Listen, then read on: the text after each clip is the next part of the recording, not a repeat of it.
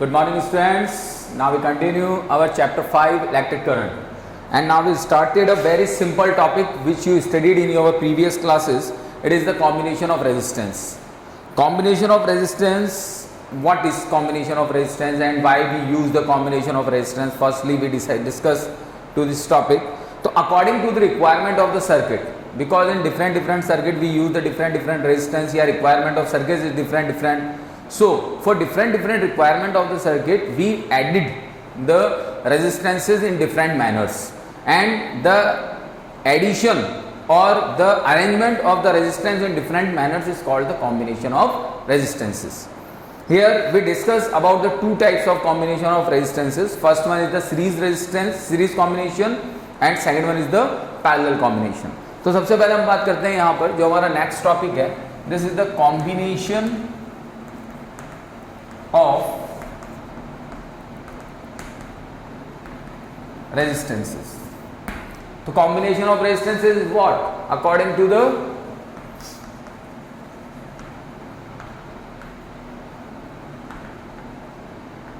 requirement of circuit, we use two types of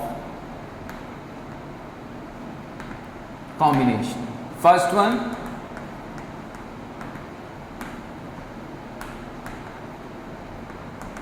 is series combination, and second one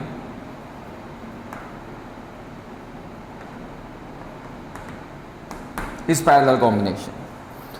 Here we discuss the two types combination, series combination and the parallel combination. What is the series combination? If we increases the resistance, if we want to increase the resistance in the circuit, then we use the series combination, and if we want to decrease the resistance in the circuit, then we use the parallel combination. First definition, या हम यूँ कह सकते हैं कि first इनको remember करने का ट्रिक ये है कि if you want increase the resistance in the circuit, then you use the series combination, and if you want to decrease the resistance, then you use the parallel combination. Okay, so in series combination and parallel combination, according to the requirement of the circuit, we increases or decreases the value of resistances, and how it is possible. So then we see that one by one. Then first one is the series combination. Then what is the series combination? Here we see that series combination. Series combination, for this we take the three resistances R1, R2 and R3, and they are connected in the series. How they are connected in series? So here we see that the second end of the first resistance, this is the second end of the first resistance, is connected with the first end of the second resistance. Second end of the first resistance is connected with the first end of the second resistance.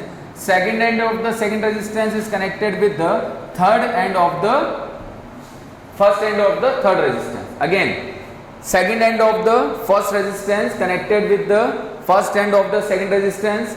Second end of the second resistance connected with the first end of the third resistance. And the first and the last terminal is connected with a battery of voltage V. Okay, here we naming them. This one is R1, this one is R2, and this one is R3, and these terminals are called the A, B, C and D. When we switch on the battery, then the current flow in the circuit, then the current is I. It is a very important thing that in series combination the value of current remains same in the circuit. It is not changed. पूरे circuit के अंदर जो value of current होगा वो क्या रहेगा? Same रहेगा. Okay, तो here in the circuit the value of current I is same, but the potential difference is divided according to the value of resistances. Suppose for R1 it is V1, for R2 it is V2, and for R3 it is V3. So here we say some theory that suppose we have a three resistance R1, R2, R3 are connected in the series combination, and their ended are attached with a battery of V volt. The current I flows in the circuit and the potential V divided according to the resistance just like as V1, V2, V3 respectively. Okay. Now, potential difference at R1. सबसे पहले हम potential difference देखते हैं R1 पे. तो by Ohm's law V1 equals to IR1, R2 के लिए क्या होगा V2 इक्वल्स टू R3 के लिए क्या होगा V3 equals to IR3. Okay, now the total potential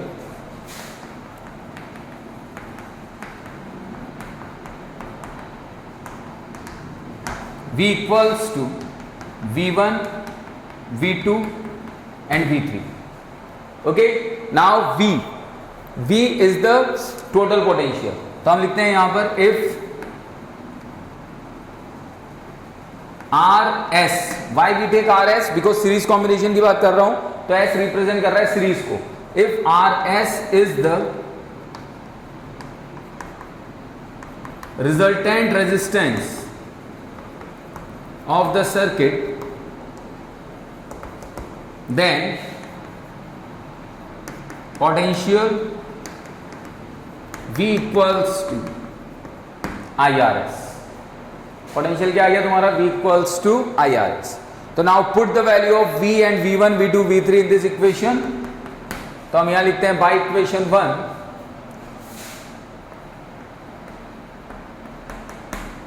by equation 1 V की वैल्यू IRS, IR1, IR2, IR3.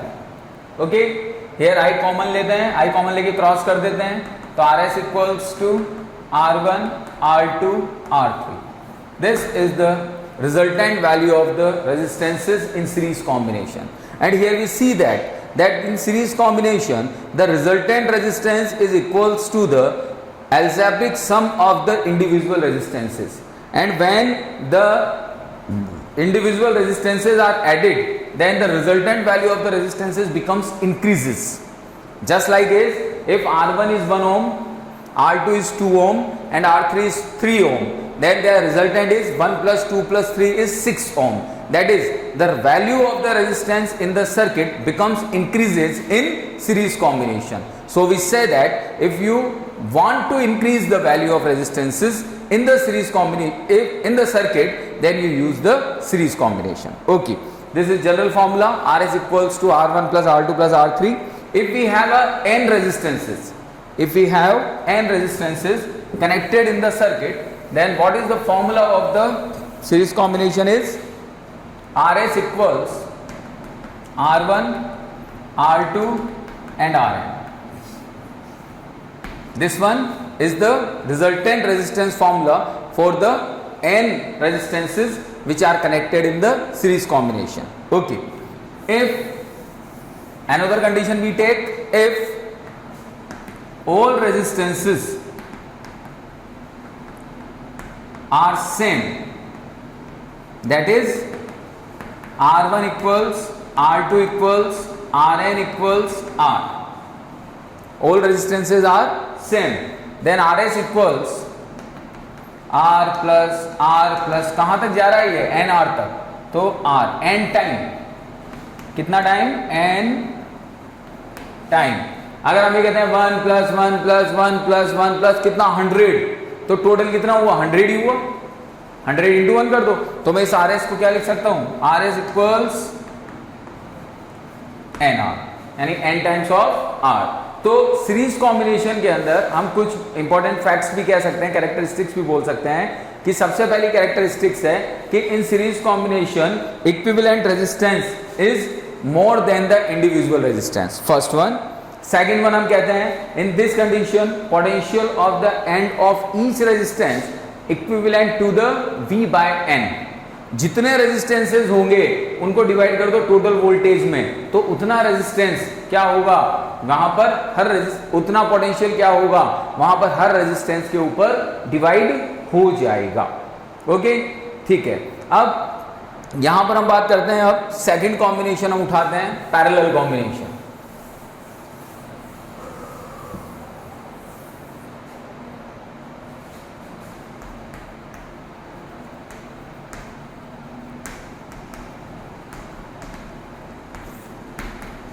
Parallel combination. पहले ही मैं बता चुका हूं कि why we use the parallel combination, if the circuit required the low value of the resistances then we use the parallel combination. यानी अगर सर्किट की रिक्वायरमेंट है लो रेजिस्टेंस की, वो लो रेजिस्टेंस पे वर्क करना चाहता है, तो उस कंडीशन में फिर हम पैरेलल कॉम्बिनेशन को वर्क में लेते हैं, पैरेलल कॉम्बिनेशन को काम में लेते हैं। पैरेलल कॉम्बिनेशन में क्या होता है भाई, वापस we have a 3 resistances,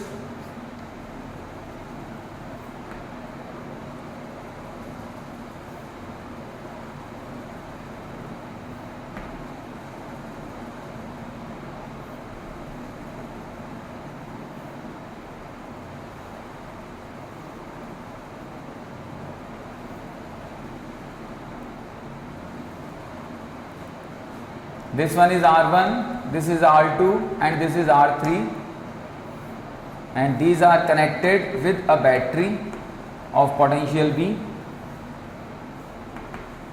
Now the current I flows in the circuit. अब थोड़ा सा यहाँ ध्यान देना है हमें कि पैरेलल कॉम्बिनेशन के अंदर, सीरीज कॉम्बिनेशन के अंदर value of current remains same, but in parallel combination the value of the potential remains same. When this current I reaches at terminal A, then it divided into the 3 parts. Yeah, 3 values. This one is I1, I2 and I3.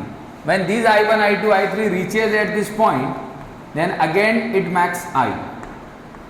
इस जगह पर आकर again ये वापस क्या बन जाएगी, I बन जाएगी. Okay, but in parallel combination the value of the potential remains same in all resistances. इन सारे रेजिस्टेंसेस में पोटेंशियल की वैल्यू क्या रहेगी, सेम रहेगी. ओके, तो वही थ्योरी हम बोलते हैं कि suppose we have the 3 resistances R1, R2, R3, they are connected in parallel combination. The parallel combination is what, the parallel combination is the combination in which, अब डेफिनेशन बोल रहा हूं समझिएगा, in which all first terminal of all resistances, in which first terminal of all resistances are connected with one terminal and the last terminals are connected to the another terminal. यानी one and तो connect होगा एक terminal से और another and connected होगा दूसरे terminal से, तो these are called the parallel combination. Okay, तो नाउ हियर सबसे पहले हम बात करते हैं करंट की. तो करंट इन R1 में करंट हम निकालते हैं, तो I1 equals to V by R1, ठीक है. R2 में करंट निकालते हैं V by R2 and I3 में करंट निकालते हैं V by R3. That means हमें वो क्वांटिटीज इवैल्यूएट करनी है जो डिवाइड हुई है. सीरीज कॉम्बिनेशन में डिवाइड कौन हुआ था, पोटेंशियल, तो मैंने पोटेंशियल निकाला था. पैरेलल कॉम्बिनेशन में डिवाइड कौन हो रहा है, करंट, तो मैं करंट निकालूंगा. ठीक है, तो I1 equals V by R1, I2 equals V by R2 and I3 equals V by R3. तो now total current,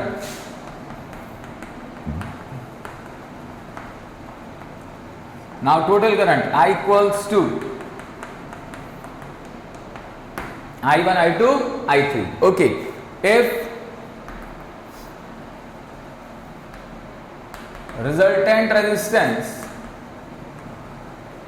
is Rp, then I equals to V by Rp. ठीक, तो Rp क्यों ले रहा हूं मैं, क्योंकि P किसको रिप्रेजेंट कर रहा है यहां पर, पैरेलल कॉम्बिनेशन को. P represent the parallel combination. तो नाउ बाय 1 I की value V by Rp equals to V by R1, V by R2, V by R3. Okay, now V से V कैंसिल हो जाएगा, then 1 by Rp equals to 1 by R1, 1 by R2, 1 by R3. This is the formula of the equivalent resistance in parallel combination, which says us that the reciprocal of the resultant resistance is equals to the reciprocal of the addition of the reciprocal of the individual resistance. यानी यहाँ पर resultant resistance का reciprocal individual resistance के reciprocals के सम के equal होता है. This is the parallel combination. हमारी डेफिनेशन ये कहती थी कि पैरेलल कॉम्बिनेशन को क्यों यूज में लेते हैं, because in parallel combination the resultant resistance becomes low. जो रिजल्टेंट रेजिस्टेंस आता है सर्किट का वो लो आता है, तो उसे हम उस जगह पर हम अगर मुझे लो रेजिस्टेंस रिक्वायर्ड है तो लो रेजिस्टेंस के लिए मैं कौन सा कॉम्बिनेशन काम में लूंगा, पैरेलल कॉम्बिनेशन. अब कैसे देखिएगा, R1 is 1 ohm, R2 is 2 ohm, and R3 is 3 ohm. Okay, put कर देते हैं वैल्यू, तो 1 by RP equals 1 by 1, 1 by 2, 1 by 3, that is 6. 6 is 6 plus 3 plus 2, that is 11 by 6. तो यहां से हम RP निकालेंगे तो RP equals to 6 by 11, that is 0.56. तो आप देखिए जो रिजल्टेंट वैल्यू आई है पैरेलल कॉम्बिनेशन में, वो सबसे कम वैल्यू के रेजिस्टेंस से भी कम आई है। वहां पर सबसे ज्यादा वैल्यू का रेजिस्टेंस, सीरीज कॉम्बिनेशन याद कीजिए, वहां सबसे ज्यादा वैल्यू का रेजिस्टेंस कितना था 3, तो रिजल्टेंट कितना था 6 ऐड करने के बाद में। यहां सबसे कम वैल्यू कितनी है 1, तो ये उससे भी कम आया है। That means parallel combination are using for decreasing the value of resistances in the circuit. Got it? Okay, तो कुछ इंपॉर्टेंट कैरेक्टरिस्टिक्स हैं पैरेलल कॉम्बिनेशन की जो हम देखते हैं। हम सबसे पहले कहते हैं कि in this combination equivalent resistance is less than the least resistance in the combination. Second one, हमारे हाउसेस के अंदर जितने भी इलेक्ट्रिक सर्किट्स के कॉम्बिनेशन होते हैं, बल्ब्स हैं, फैंस हैं, हीटर्स हैं, ये सभी पैरेलल कॉम्बिनेशन में कनेक्टेड होते हैं। तो these are the parallel combination. Okay. Okay students, now we start a very interesting topic, superconductivity है छोटा सा but it is very interesting. हम लोगों ने पढ़ा है कि कंडक्टर का जब हम टेम्परेचर इंक्रीज करते हैं तो इंक्रीजिंग टेम्परेचर की वजह से कंडक्टर का रेजिस्टेंस धीरे धीरे इंक्रीज होता चला जाता है। दैट मीन्स कंडक्टिविटी डिक्रीज होती चली जाती है। बहुत सिंपल सा कॉन्सेप्ट है कि ऐसा क्यों होता है कि when you increases the temperature to the conductor, then due to the thermal energy, the velocity of the charge carrier, just like as electrons becomes increases and their collision becomes increases, and when they collide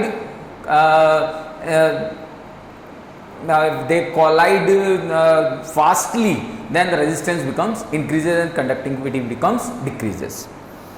अब होगा क्या कि जैसे जैसे हम temperature को कम करते जाएंगे, ये तो हाई टेम्परेचर की बात है, When we decreases the temperature, तो टेम्परेचर डिक्रीज करने पर क्या होगा, टेम्परेचर डिक्रीज करने पर जो रेजिस्टिविटी पहले इंक्रीज हो रही थी वो डिक्रीज होती चली जाएगी। At a value of temperature कुछ मटेरियल ऐसे होते हैं जो अपनी रेजिस्टिविटी को नेग्लिजिबल कर देते हैं। At some temperature the resistivity of the some materials becomes negligible, and if the resistivity of the materials is becomes negligible, then their conductivity becomes so high. So these materials is called the superconductor because its conductivity is so high. Conductivity is so high, so resistivity is so low. तो यहाँ पर हम ये कहते हैं, जैसे मैंने एक डेफिनेशन आपके सामने लिख रखी है कि at very low temperature some materials losses their resistivity. Some materials क्या कर देते हैं, उनकी रेजिस्टिविटी को लॉस कर देते हैं, losses their resistivity is called superconductor. उनको हम superconductor कहते हैं. And this property is called the superconductivity, और this property is called superconductivity. पहली चीज। दूसरी चीज, जिस टेम्परेचर पर ये प्रोसेस होता है, जिस टेम्परेचर पर सुपरकंडक्टिविटी का प्रोसेस होता है, दैट मीन्स मटेरियल अपनी रेजिस्टिविटी को लॉस कर देता है और कंडक्टिविटी को हाई कर देता है, उसे हम कहते हैं क्रिटिकल टेम्परेचर। इसको हम क्या कहते हैं, क्रिटिकल टेम्परेचर, या फिर कुछ बुक्स में इसे हम ट्रांजिशन टेम्परेचर भी कहते हैं। These are also called the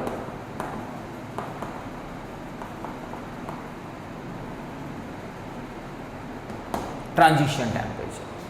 तो at the temperature where the material shows the superconductivity is called the critical temperature, और ट्रांजिशन टेम्परेचर डिफरेंट मटेरियल्स के लिए, डिफरेंट सुपरकंडक्टर्स के लिए जो इनका क्रिटिकल टेम्परेचर है वो अलग अलग होता है। तो कुछ एग्जांपल्स मैं आपको बताता हूँ। जैसे हम बात करते हैं मर्करी की, सबसे पहले हम लेते हैं मर्करी। तो मर्करी के लिए जो क्रिटिकल टेम्परेचर होता है वो होता है 4.2 केल्विन। ये एग्जाम में पूछा जा सकता है। तो मर्करी 4.2 केल्विन पर किसकी तरह बिहेव करता है, दिस इज द सुपरकंडक्टर की। It behaves like as a superconductor 4.2 kelvin. Okay, इसी तरह से एक और हम लेते हैं यहां पर just as a lead 7.2 kelvin. इस पर ये सुपरकंडक्टर की तरह बिहेव करेगा। इसके बाद में हम अलॉय, इनको मिक्स कर देते हैं। तो मिक्स किया हमने तो plutonium, gallium and cobalt, plutonium, gallium and cobalt. At 18.5 Kelvin, it works as a superconductor. तो अलग अलग टेम्परेचर्स होते हैं जहां पर मटेरियल अपनी रेजिस्टिविटी को लॉस कर देता है और सुपर कंडक्टिविटी को हाई कर देता है. तो these are called the superconductor. Okay, अब यहां पर एक इफेक्ट और होता है सुपर कंडक्टर के केस में, जिसे हम कहते हैं माइसनर इफेक्ट. बहुत ध्यान से समझिएगा, इससे हम कहते हैं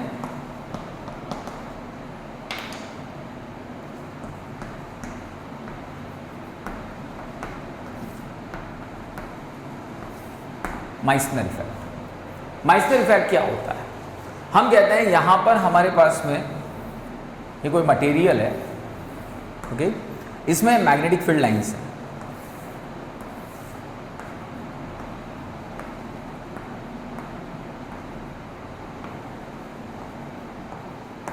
जब हम बहुत कूल टेम्परेचर पर चले जाते हैं, तो कूल टेम्परेचर पर चले जाएंगे तो क्या होगा? रेजिस्टिविटी, भाई यहाँ तो हम यूँ कह रहा हूँ कि T ग्रेटर देन TC है, यानी जो आपका टेम्परेचर है वो क्रिटिकल टेम्परेचर से ज़्यादा है, इसलिए magnetic field is not zero inside the material.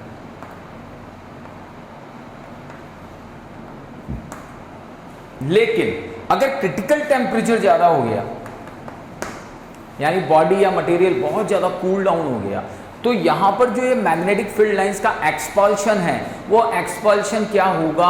वो इस मटेरियल को छोड़कर बाहर निकल जाएंगी, क्योंकि कंडक्टिविटी इतनी ज़्यादा हाई हो जाएगी कि इनके बीच का रिपल्सन इतना हो जाएगा कि अंदर एक भी मैग्नेटिक फील्ड लाइन नहीं बचेगी. सारी मैग्नेटिक फील्ड लाइंस इससे बाहर आ जाएगी इस तरह से, और इनसाइड में जो मैग्नेटिक फील्ड होगा वो क्या हो जाएगा? Zero. And it is called the Meissner effect. तो माइसनर इफेक्ट को हम ऐसे डिफाइन कर सकते हैं, the expulsion of magnetic lines of force from a superconductor specimen when it is cooled below the critical temperature. जब आप इसको कूल्ड करोगे बिलो क्रिटिकल टेम्परेचर के, तो उस कंडीशन में जो मैग्नेटिक फील्ड लाइंस है उनका एक्सपल्शन हो जाएगा, और इस इफेक्ट को ही हम माइसनर इफेक्ट कहते हैं. ओके, अब यूजेज ऑफ सुपर कंडक्टर की अगर हम बात करते हैं, तो सुपर कंडक्टर की कंडक्टिविटी ज़्यादा है, इसलिए इसका यूज सबसे पहले स्ट्रॉन्ग इलेक्ट्रोमैग्नेट बनाने में काम में आता है. सेकेंडली हम बात करते हैं हायर एनर्जी पार्टिकल फिजिक्स की स्टडी के अंदर इसका काम आता है, क्योंकि हायर एनर्जी पार्टिकल फिजिक्स में भी कंडक्टिविटी हाई होनी चाहिए. इसके अलावा कंप्यूटर्स में काम में आता है, सुपर कंप्यूटर्स में काम में आता है. पावर का ट्रांसमिशन हाई लॉन्ग डिस्टेंस तक पावर को ट्रांसमिट करने में काम में आता है. तो there are so various uses of superconductors in our daily life or in modern technology. Okay students, now we start another important topic, cell. बहुत सिंपल टॉपिक है और आप लोगों ने छोटी क्लासेस में पढ़ रखा है. तो यहाँ पर हम इसमें 4 टॉपिक रिलेटेड है. सेल है, EMF इलेक्ट्रोमोटिव फोर्स है, terminal voltage and internal resistance है. सबसे पहले हम बात करते हैं सेल की. सेल क्या है? यहाँ पर मैंने एक जनरल स्ट्रक्चर बना रखा है कि सेल होता क्या है. हम ये कहते हैं कि cell is a device which are converted the chemical energy into electrical energy. The device which converted the chemical energy into electrical energy. It consists of the 2 electrodes, anode and cathode. Anode is the higher voltage terminal and cathode is the lower voltage terminal, which are dipped into the electrolyte solution. जो electrolyte solution के अंदर dipped होते हैं. Okay, तो this is a general structure of the cell. तो अगर मैं cell को डिफाइन करता हूँ तो यहाँ पर एक जनरल चीज लिखता हूँ कि it is a device which convert chemical energy into electrical energy. and एक चीज और, सेल से जो करंट मिलता है वो कांस्टेंट मिलता है. ये सेल की सबसे बड़ी कैरेक्टरिस्टिक है कि सेल जो भी करंट देगा वो कांस्टेंट करंट देगा. And it provides stable current.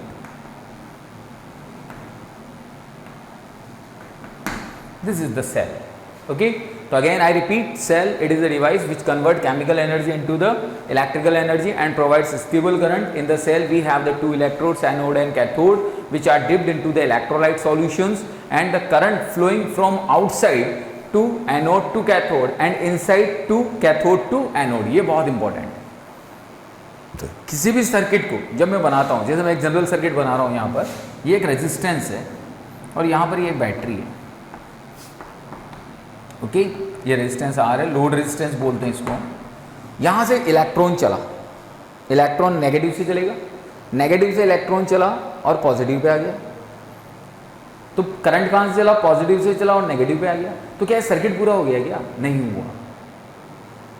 Electron चला नेगेटिव से आया पॉजिटिव पे और पॉजिटिव से वापस कहाँ पहुंचा? अंदर, नेगेटिव पे। तो जब ये पॉजिटिव से नेगेटिव पे इलेक्ट्रॉन अंदर पहुंचेगा तो करंट नेगेटिव से पॉजिटिव फ्लो होगा। That means outside the cell the current flowing from positive to negative and inside the cell from negative to positive. It is very important and it remember by you that inside the cell the direction of the current from negative to positive, that means cathode to anode. Okay, it is the cell. अब यहाँ पर हम बात करते हैं EMF की। ये तो सेल हो गया, अब हम बात करते हैं EMF की। What is the EMF? तो इसको भी हमें थोड़ा समझना है। EMF means the electromotive force.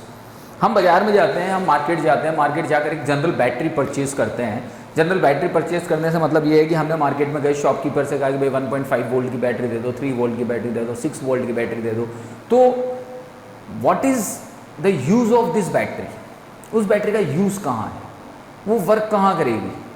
ठीक है, ऐसा तो है नहीं कि उस बैटरी को लेकर मैं खड्डा खोदूंगा या उस बैटरी से मैं कोई कंस्ट्रक्शन वर्क करूंगा। नो, वो बैटरी सर्किट के अंदर करंट फ्लो करने में काम में आएगी। जैसे मैं इसी सर्किट की बात करता हूँ वापस, मैंने एक रेजिस्टेंस कनेक्ट किया, this is R and this is your battery and this is key. Okay, this. अब यहाँ पर होगा क्या कि किसी भी सर्किट में जब मैं उस बैटरी को कनेक्ट करूंगा तो उस सर्किट के अंदर कोई रेजिस्टेंस वायर होगा, कोई वायर होगा और उस वायर का कुछ ना कुछ रेजिस्टेंस होगा। और रेजिस्टेंस का काम क्या होता है? रेजिस्टेंस का काम होता है चार्ज को अपोज करने का, चार्ज को रोकने का। तो यहाँ पर ये बैटरी क्या करेगी? उस चार्ज को पुश करेगी, उस चार्ज को धक्का देगी, उस चार्ज को फोर्स देगी। किसके लिए? उस रेजिस्टेंस के अपोज जाकर घूमने के लिए। तो इलेक्ट्रोमोटिव फोर्स होता क्या है? इलेक्ट्रॉन को मोटिवेट करने वाला फोर्स। कहां के लिए मोटिवेट करने वाला फोर्स? सर्किट में घूमने के लिए मोटिवेट करने वाला फोर्स EMF कहलाता है। It is called the electromotive force. तो अब यहां पर जब हम EMF की बात करते हैं, तो जब हम जनरल बैटरी लाते हैं, तो बैटरी जैसे मैंने कहा 1.5, 2 वोल्ट, 3 वोल्ट, 6 वोल्ट, तो ये बैटरी की कैपेसिटी, ठीक है। तो इन ओपन सर्किट जब सेल यूज में नहीं आ रहा है, जब सेल को आपने काम में नहीं लिया, अगर आपने यहां से की को जोड़ा ही नहीं, तो सेल की कैपेसिटी पर क्या फर्क पड़ा? कुछ फर्क नहीं पड़ा, क्योंकि सेल तो तब डिस्चार्ज होना शुरू होगा जब आप इसको कनेक्ट कर दोगे। जब इस सेल से वर्किंग शुरू हो जाएगी तभी तो डिस्चार्ज होगा। When the cell is not in working process, then it is not discharged, and when it is not discharged, then its capacity remains constant. तो हम यहाँ पर ये कहते हैं कि capacity of cell when it is in open circuit, it is called the EMF. Capacity of the cell when it is in open circuit, it is called the EMF. या फिर potential difference between the two electrodes of the cell when it is in open circuit, it is called the EMF. ये भी definition आप लिख सकते हैं exam में, हमने हमारी नोट्स में अलग है, लेकिन यहां पर हम थोड़ी सी डेफिनेशन को और भी चेंज कर सकते हैं कि इन ओपन सर्किट, जैसे हम EMF को डिफाइन करते हैं, आप चाहो तो इसको, इस डेफिनेशन को भी लिख सकते हैं, इन open circuit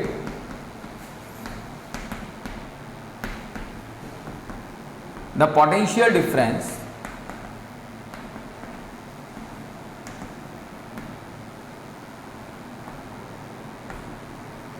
between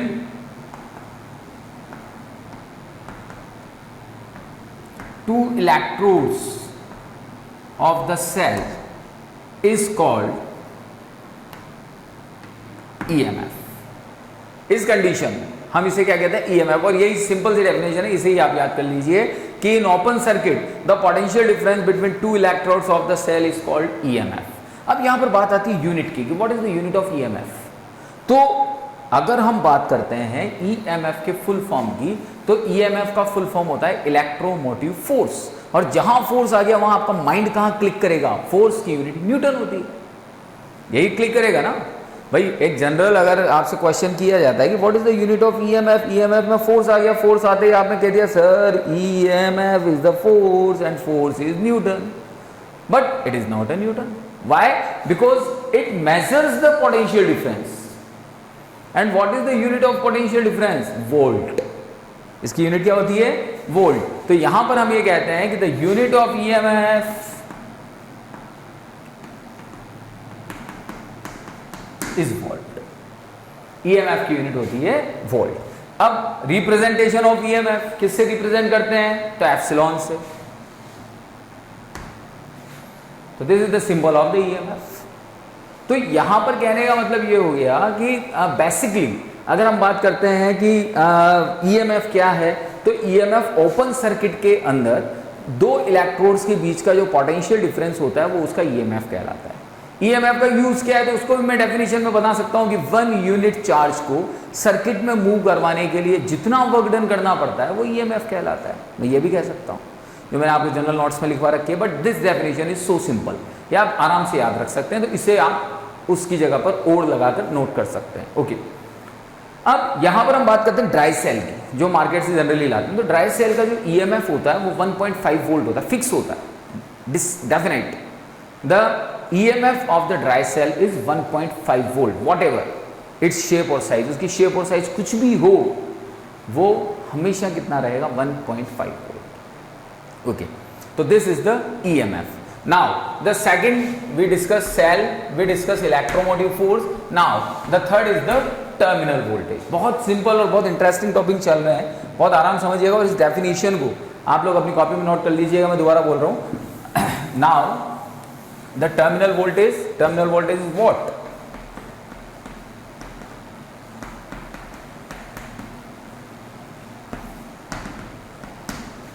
Again we take a circuit.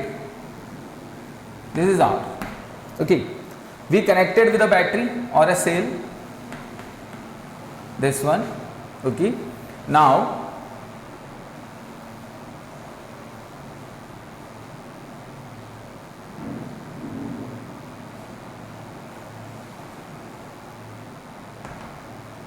okay, अब यहां पर हमें ये देखना है कि जो करंट फ्लो होगा, करंट फ्लो होता है तो इन आवर थ्योरी या in our previous experiences we say that the current flows from positive to negative terminal in the circuit when we close the key. मैं वापस उसी चीज को रिपीट कर रहा हूं कि इलेक्ट्रॉन चलता है नेगेटिव टर्मिनल से पॉजिटिव टर्मिनल पे, लेकिन ये अपनी साइकिल पूरी कब करेगा? जब वापस पॉजिटिव से कहां पहुंचेगा? नेगेटिव। तो जब ये पॉजिटिव से नेगेटिव पे पहुंचता है, दैट मींस पॉजिटिव से जब इलेक्ट्रॉन नेगेटिव पे पहुंचेगा तो करंट नेगेटिव से पॉजिटिव पे फ्लो होगा। अब करंट जब नेगेटिव से पॉजिटिव पे फ्लो होगा तो अंदर इलेक्ट्रोलाइट सॉल्यूशंस हैं, इलेक्ट्रोलाइट सॉल्यूशंस के अंदर आयंस होते हैं। तो ये आयंस क्या करेंगे? उसका अपोज करेंगे, और उस अपोज को ही हम क्या नाम देते हैं? Internal resistance. सेल का इंटरनल रेजिस्टेंस, अंदर का रेजिस्टेंस, इलेक्ट्रोलाइट का रेजिस्टेंस जो आयंस को अपोज करता है, उनके मोशन को अपोज करता है, उसे हम इंटरनल रेजिस्टेंस कहते हैं। तो यहां पर जब इलेक्ट्रॉन की मैं बात कर रहा हूं तो इलेक्ट्रॉन चला नेगेटिव से पॉजिटिव तो आउटसाइड, और इनसाइड चला पॉजिटिव से नेगेटिव। तो यहां पर जब भी हम सेल को कनेक्ट करेंगे तो उस सेल का कुछ ना कुछ इंटरनल रेजिस्टेंस होगा, और उस सेल का अगर कुछ ना कुछ इंटरनल रेजिस्टेंस होगा तो वो डेफिनेटली उस सेल की कैपेसिटी को कम करेगा। जैसे मैं एक बहुत जनरल एग्जांपल बताता हूं आपको कि जब हम मार्केट में सेल परचेज करने जाते हैं, तो हम मार्केट में जब सेल परचेज करने जाते हैं तो उस सेल की मैन्युफैक्चरिंग डेट देखते हैं।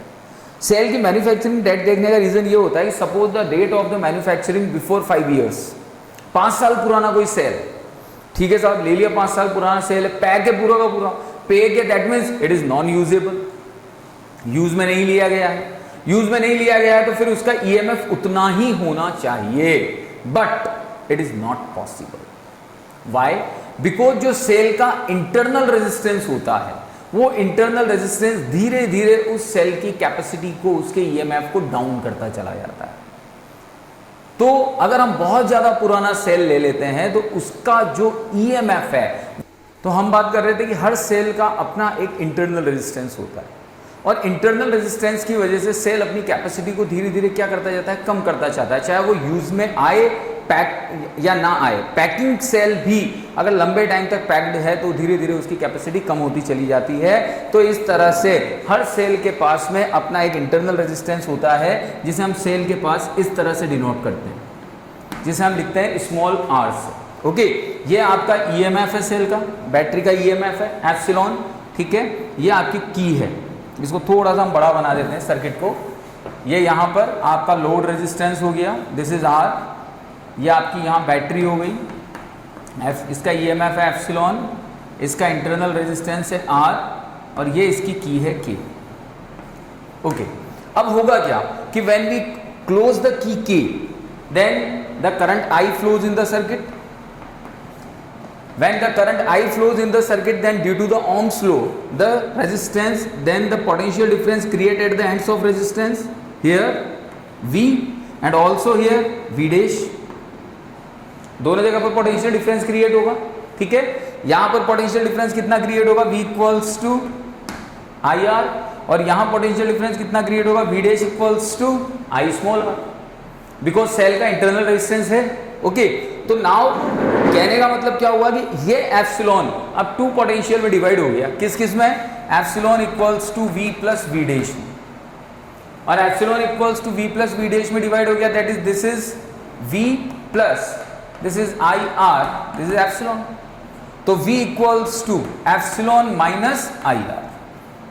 तो आपका ये जो V है, this V is called the terminal voltage. इस V को हम क्या कहते हैं, टर्मिनल वोल्टेज। तो टर्मिनल वोल्टेज को अगर डिफाइन करना है तो बहुत सीधी सी डेफिनेशन वापस रिपीट कर रहा हूं, इसे भी आप नोट कर लें कि when the circuit is closed या in closed circuit, the potential difference in between the two electrodes is called the terminal voltage. यानी हम यहां पर लिखते हैं कि डेफिनेशन लिखता हूं मैं इसकी टर्मिनल वोल्टेज की, कि इन क्लोज्ड सर्किट, आप नोट डाउन कर सकते हैं इसे कॉपी में भी, in closed circuit the potential difference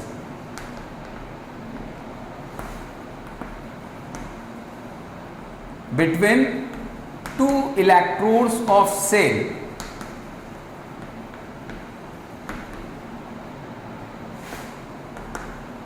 is called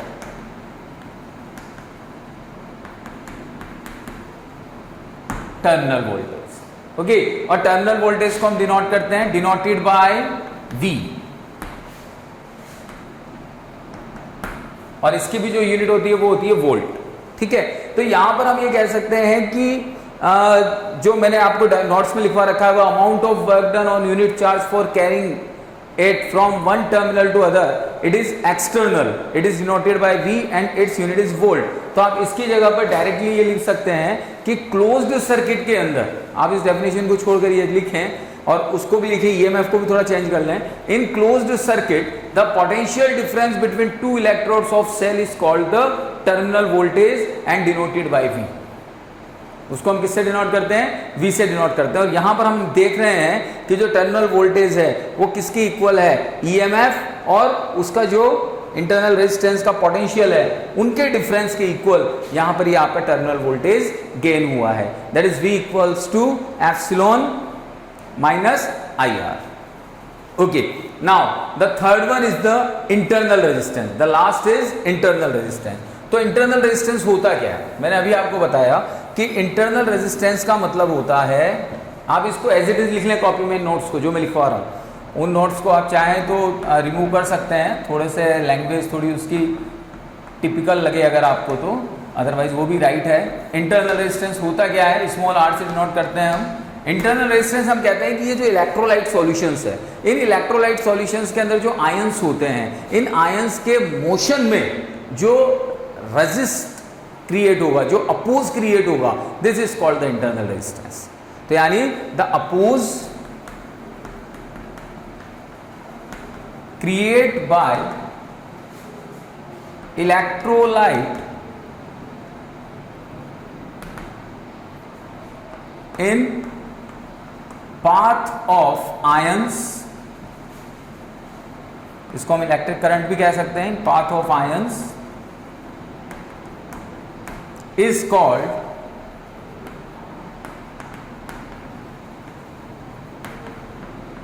internal resistance.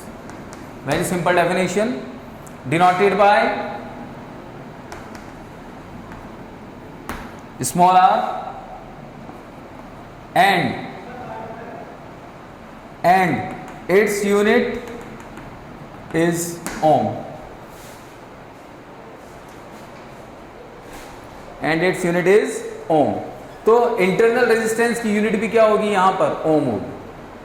तो जो रेजिस्टेंसेस यहां हैं, जैसे हम इंटरनल रेजिस्टेंस की बात करते हैं, तो the oppose create by electrolytes in path of ions, ions मतलब electric current, is called the internal resistance denoted by r and its unit is ohm. तो these are the three quantities which are very important in discussion of cell. अब बात करते हैं यहां पर कि internal resistance किस किस चीज पर डिपेंड करता है। तो सबसे पहली चीज तो डिपेंड करेगा इन दोनों इलेक्ट्रोड्स के बीच के डिस्टेंस पे। जितनी ज्यादा डिस्टेंस होगी आयंस को उतना मूव ज्यादा करना पड़ेगा, आयंस जितना ज्यादा मूव करेगा अपोज उतना ज्यादा होगा, दैट मीन्स इंटरनल रेजिस्टेंस बढ़ेगा। तो अगर डी बढ़ाते जाओगे, डिस्टेंस बिटवीन द इलेक्ट्रोड्स बढ़ाते जाओगे, तो इंटरनल रेजिस्टेंस इंक्रीज होता चला जाएगा, फर्स्ट थिंग। सेकेंड थिंग, हम बात करते हैं यहां पर एरिया ऑफ इलेक्ट्रोड का, कि जितना ज्यादा इलेक्ट्रोड का एरिया होगा, ये जितना ज्यादा इलेक्ट्रोड का एरिया, कौन सा एरिया, डिपिंग एरिया, जितना ज्यादा इलेक्ट्रोड डिप करेंगे सॉल्यूशन के अंदर उतना कम उसका इंटरनल रेजिस्टेंस होगा। क्योंकि जितना ज्यादा डिपिंग होगा उतने ज्यादा से ज्यादा आयंस क्या होंगे, उन इलेक्ट्रोड्स पर आके ऐड होते चले जाएंगे। जब ऐड होते चले जाएंगे तो मूवमेंट बहुत कम होगा, इंटरनल रेजिस्टेंस कम हो जाएगा। तो डिपिंग एरिया पर भी ये डिपेंड करता है। Third one, temperature of electrolyte, जितना ज्यादा टेम्परेचर इलेक्ट्रोलाइट का होगा वो उतना ज्यादा इंटरनल रेजिस्टेंस को डिक्रीज करेगा। अगर आप इलेक्ट्रोलाइट का टेम्परेचर इंक्रीज करते हैं तो इंटरनल रेजिस्टेंस डिक्रीज होगा, and you decrease the temperature of the electrolyte then increase the internal resistance. तो these are the some quantities which are related to the internal resistance and dependence of the internal resistance. अब यहां पर हम ये कहते हैं, जैसे अभी मैंने एक आपको टर्मिनल वोल्टेज जब पढ़ाया, तो टर्मिनल वोल्टेज के अंदर मैंने आपको बताया कि जैसे ये मेरा रेजिस्टेंस, लोड रेजिस्टेंस है, दिस इज आर, ओके। यहाँ पर ये एक बैटरी कनेक्टेड है जिसका ईएमएफ है एप्सिलॉन, इसका इंटरनल रेजिस्टेंस है आर, और यहाँ पर ये एक की है, दिस वन इज के, ठीक है। यहाँ से करंट फ्लो हुआ आई, इस आई करंट की वजह से यहाँ पर पोटेंशियल क्रिएट हुआ V dash equals to I R, और यहाँ पोटेंशियल क्रिएट हुआ V equals to I R, ठीक। तो यहाँ पर मैंने इसको इक्वेशन की फॉर्म में लिखा है epsilon equals to I R plus V, तो वी इक्वल्स टू मेरा फॉर्मूला बना एप्सिलॉन माइनस आई आर। अब थोड़ा समझेंगे, यहाँ पर ये बैटरी वर्क कर रही है, यहाँ पर ये बैटरी की वजह से वर्किंग हो रही है, तो क्या हो रहा है, बैटरी डिस्चार्ज हो रही है या चार्ज हो रही है। सोचिए, अगर ये बैटरी वर्किंग प्रोसेस में है, अगर ये बैटरी चार्जेस को पुश कर रही है, अगर इस बैटरी की वजह से चार्ज मूव कर रहा है, तो फिर बैटरी किस पोजीशन में है, वर्किंग पोजीशन में है या नॉन वर्किंग पोजीशन में। Definitely it is in working position, और वर्किंग पोजीशन मतलब ये क्या हो रही है, डिस्चार्ज हो रही है।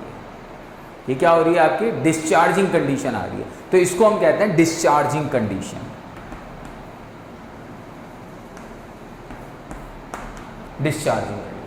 डिस्चार्जिंग कंडीशन में क्या होता है, डिस्चार्जिंग कंडीशन में ये होता है कि जब बैटरी ने वर्क करना स्टार्ट किया तो उस कंडीशन में धीरे धीरे ये डिस्चार्ज होगी। लेकिन अब मेरे पास में टू क्वांटिटीज हैं, एप्सिलॉन और V, that means it is the EMF and it is terminal voltage. तो डिस्चार्जिंग कंडीशन में क्या होता है, always EMF greater than to the terminal voltage. हमेशा जो ईएमएफ होगा वो टर्मिनल वोल्टेज से ज़्यादा होगा, ये ध्यान रखिएगा। In discharging condition the EMF is always greater than to the terminal voltage. देखिए ये equation, epsilon equals to V plus I R, terminal voltage is always greater in discharging condition. अब मुझे चार्जिंग करना है, ये तो हो गया आपका डिस्चार्ज कंडीशन केस 1। अब मुझे चार्जिंग करना है, तो अगर मुझे इस बैटरी को चार्ज करना है तो मुझे इससे एक हैवी बैटरी काम में लेनी पड़ेगी। भाई इसको चार्ज करने के लिए कोई एक्सटर्नल सोर्स तो लगाना पड़ेगा, कोई एक्सटर्नल बैटरी तो देनी पड़ेगी, तो मुझे कोई हैवी बैटरी काम में लेनी पड़ेगी। तो मैं एक एनोदर सर्किट लेता हूं जहां पर मैं एक हैवी बैटरी कनेक्ट कर देता हूं।